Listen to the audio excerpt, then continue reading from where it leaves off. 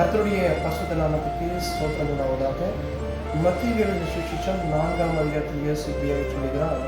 இயேசு கலிலேயா கடலோரம் நடந்து போகையில் மீன் பிடிக்கிறவர்களை பார்த்து பேதுரு எனப்படும் மனுஷனும் சீமோனும் அவன் சகோதரனாகிய அந்திரேயும் பார்த்து அவர்கள் கடலில் மீன் பிடிக்கிற வலையை போட்டுக் கொண்டிருந்தார்கள். அப்பொழுது இயேசு சொல்கிறார், என் பின்னே வாருங்கள், நான் உங்களை மனுஷரை பிடிக்கிறவர்களாய் மாற்றுவேன் என்று கர்த்தர் சொல்கிறார். ஏன் சொல்கிறார் என்றால், மனுஷன் உலகம் முழுவதையும் ஆதாயப்படுத்திக் கொண்டாலும் தன் ஜீவனை நஷ்டப்படுத்தினால் லாபம் என்று கர்த்தர் சொல்கிறார். இந்த உலகம் பாவம் நிறைந்த உலகமாய் கிடைக்கிறது. மனுஷனுக்குள்ள விசேஷிப்பு பெற்றது ஒன்று என்றால் ஆத்மா வெளியேற பெற்றது என்று கர்த்தர் சொல்கிறார். அதனால பேதுருவையும் சீமோனையும் பார்த்து சொன்ன காண்டவர் உங்களையும் என்னையும் பார்த்து சொல்கிறார், உங்களை நான் மனுஷரை பிடிக்கிறார் மாற்றுவேன் என்று கர்த்தர் சொல்கிறார்.